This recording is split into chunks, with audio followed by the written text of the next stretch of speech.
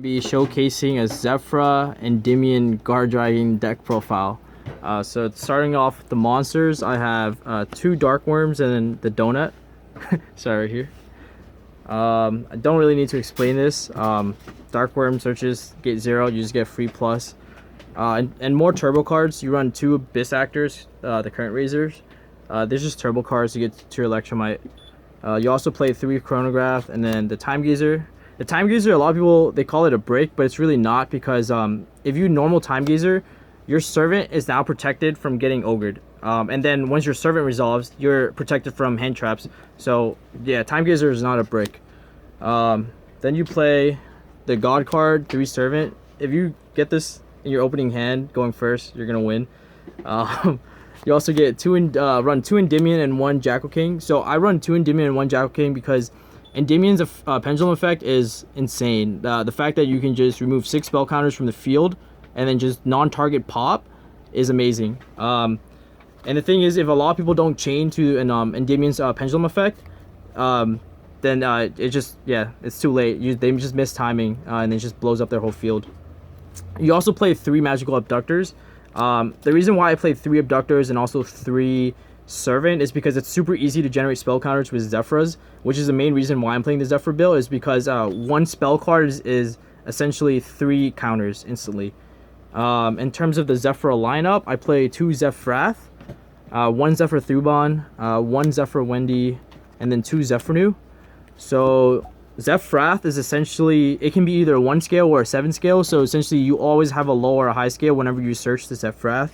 The Zefranu is searches the counter trap, and then I'll also show you another card that I'm playing. I actually play 2 versions of the Zefra spell and traps, or the 2 versions of the Zefra traps, and then I play Zefra Wendy, which I think I made cut for Zefra Zaiton, just because it can pop back row and it'll bait out negates if you're going second, so it gives you a better going second board. Zefra Wendy is just like, it's a win more card. Essentially, it allows you to plus more, but yeah, so you just want to have cards going second. Like, this deck is really good going first, and so I main deck 3 Drolls, just to like play around like decks like Combo, the Mirror, you know, True Dracos, for example, was like, if they Pot of Duality, they can't search, they can activate Diagram, but they can't use Diagram's effect.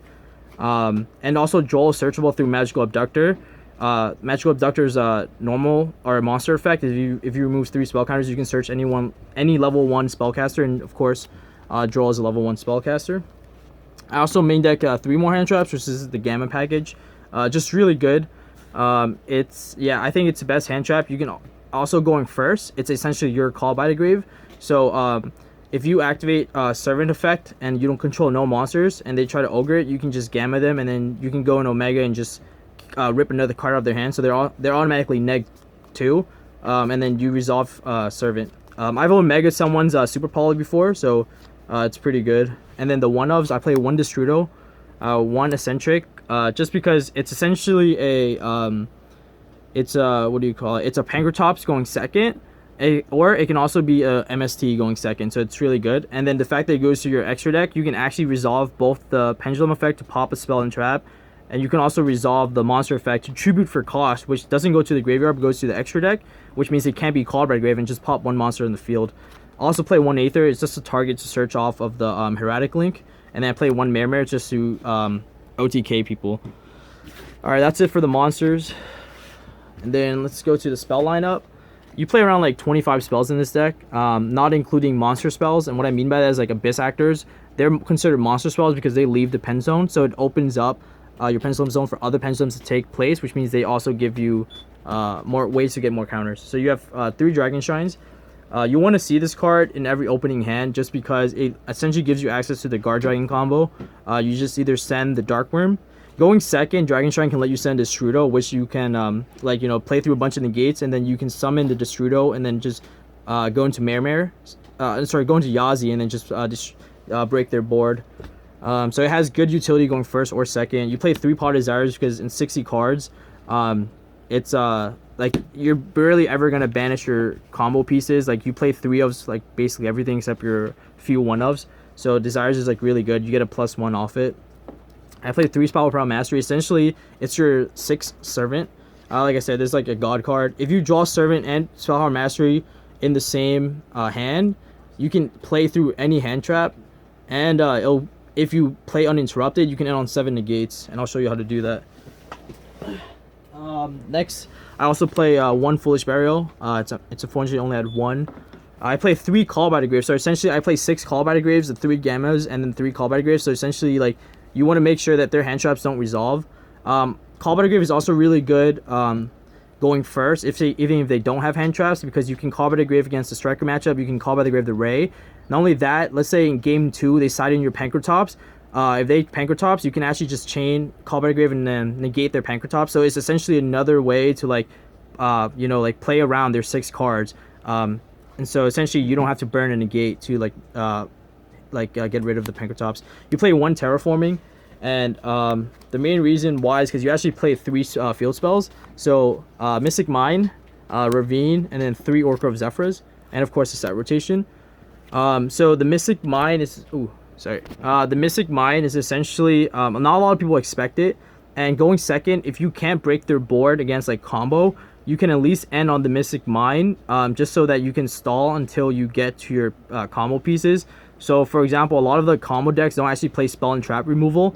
You play even against like Crusader Thunder Dragon, they play 37 monsters and 3 spells, which are Sekka's Light. So essentially, if you can bait out all their negates, or if you bait out all their spell and trap negates, and you effectively land Mystic Mine, you just auto win. So that's why I have that in there. So that's like essentially your set rotation target. It also makes sure your set rotation is always live. Let's say if you banish the Dragon Ravines by accident, or you hard draw the Dragon's Ravine. Dragon Ravine is just really good. It lets you discard bricks, just like for example like Mare, so that you can essentially like go into your Guardragon plays.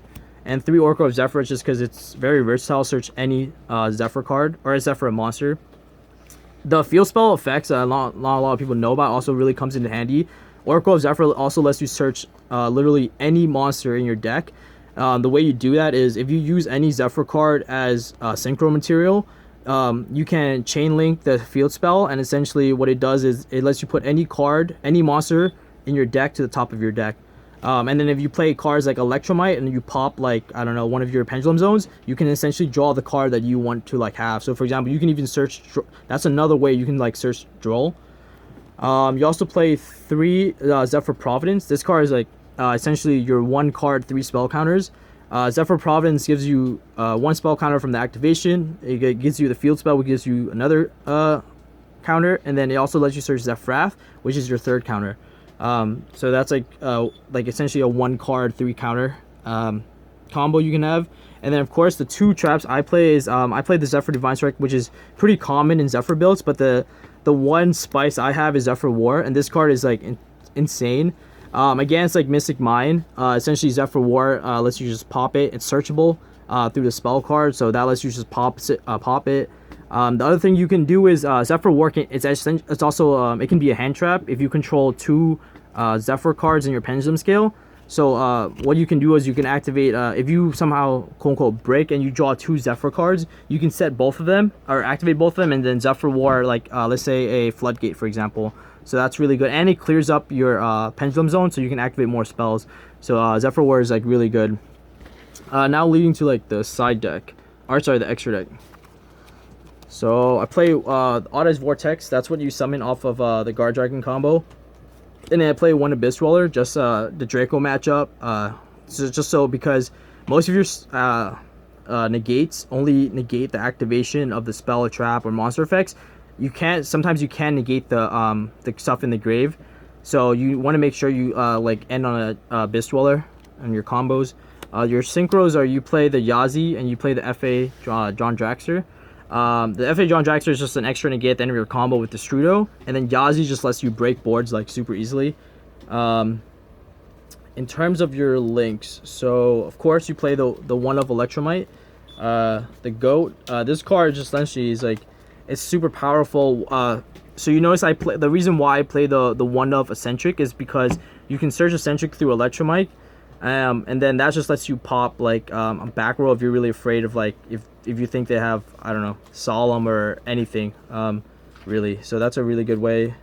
The other, you run the usual Guardragon package. That's pretty common. There's I don't play this anymore, but with Dragon Caller, you can actually do the whole Guardragon combo with just Mirror. Essentially, what you do is you turn you can turn the token into a dragon, and then you can just link that off into LP. So that's also another combo you can do. But because you play Mirror and the Jazzy combo, you have to play the Link reveal, and then you have to play a Link 2 that lets you link off tokens. So my choice is the Link reveal and the Phoenix. In terms of Link 4s, I play Borreload, Boral Sword, and Avermax. Borreload just because you gotta respect like Thunder. Like there's no way you're getting rid of that Colossus like through normal means, so you might as well just take it. Avermax because against the Sky Striker matchup, Avermax is just insane. They can't Widow Anchor it. They literally can't get rid of it. If they do get rid of it, which is I think they have to activate what is it like? It's that card that it destroys one set card, and then the second effect destroys one monster non-targeting. Essentially, but even if they do destroy it, Avermax shuffle one card's back. So it's like you're always gonna neg regardless if you try to get rid of Avermax. Also, another thing you should know is that Avermax actually activate during damage calc instead of damage step. So Boral Sword, for example, if they try to run Boral Sword into it, Boral Sword activates during the damage attack declaration. So Avermax would essentially still beat over Boral Sword, just to know. And then the last link I play is Lambda. Lambda is insane. There's a combo, and essentially, because you run the Gamma package, what you can do is, instead of going to your Electromite when you have two monsters, so you can actually turbo out Lambda if you're afraid that they're going to Ghost Ogre you, and then you do your Guardragon play, and then because you have the Lambda, if they try to Ghost Ogre you along the way, you can just chain the Gamma and then just rip the card out of their hand, or you can just go into more plays. So Lambda is like really good for that. It's better than B-Cop because of the versatility it has with the main deck Gammas. In terms of side deck, let's see. Oh, shoot. So I play 3 Phantasmas because in a 60 card deck, it's really hard to see your side. So you need to play ways to like draw. You play 3 Lava Golems against combo. Also against like Orcus. Lava Golem, the reason why I play Lava Golem over Spear Mode is because Lava Golem only tributes 2 monsters, and it's more common for people to, if they brick somehow, they usually end on a 2 board. Against the Pure Thunder matchup, they usually end on like a Colossus and a Titan. So and they usually never like, if they know, they usually play around the Spear Mode, but they don't play around the Lava Golem, so they end on the 2 board. Lava Golem still works under those conditions. Also, Lava Golem doesn't brick. What I mean by that, if you draw 2 Lava Golems, you can actually, and they have 3 monsters, you can tribute 2 of their monsters for Lava Golem, and then tribute the Lava Golem and the other monster. Or if they have 4 monsters, you can, get rid of 4 monsters. Whereas Spear Mode, if you draw 2 Spear Modes, one of them is a brick, because if you tribute 3, you can't normal summon again that turn. And so, essentially, your Spear Mode, your other one is essentially dead. Of course, and also with Lava Golems, like, you don't use your normal summon anyways. Also, like, the other thing is, in time, Lava Golem burns for 1,000. And you saw that I main decked the Mystic Mine. So if you, like, just Mystic Mine Lava Golem them, they just get burned 1,000, and then you just win on time that way, if you want to win that way.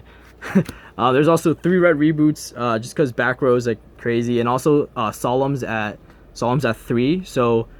you don't want them to negate your Pendulum summon. Like if they strike your summon, that like hurts a lot. So you want to have the reboot just to get rid of that. You want to play 3 evenly match just for like back row decks. That's just like really good. And then you play 3 Denko for more back row stuff. The reason why you side 9 back row hate instead of like instead of 9 combo hate is because most of your combo hate is already in your main deck. So like the Gammas and the Drolls already like is sufficient to like stop like combo, or at least you have a chance going second. So that's why I like maining the hand traps, because it lets you go second. Also, like the Zefra cards lets you break boards, because like Zefra Thuban, for example, you can chain link the Zefra New, and like when you pen summon, because it's simultaneous, you can like chain link and chain block Zefra Thuban to like pop their cards. Just so like that's another way to like bait out negates and stuff like that. And so like you want to have more side deck or like back row hate, just because you already have like a lot of main deck outs to combo decks, which is like your biggest worry. But you also still have to respect like back row decks, because like Solemn's at 3, Super Poly's at 3. So if they're going first and they set that Super Poly, normal summoning Denko is like really hurts. I mean, yeah, they can like, I guess, what do you call it? They can like strike or they can like Solemn Judgment your Denko, but if they're Solemn Judgment your Denko, they have 4k health, and it's not hard to like do 4,000 damage with your deck. So yeah, that's pretty much it. That's all I have.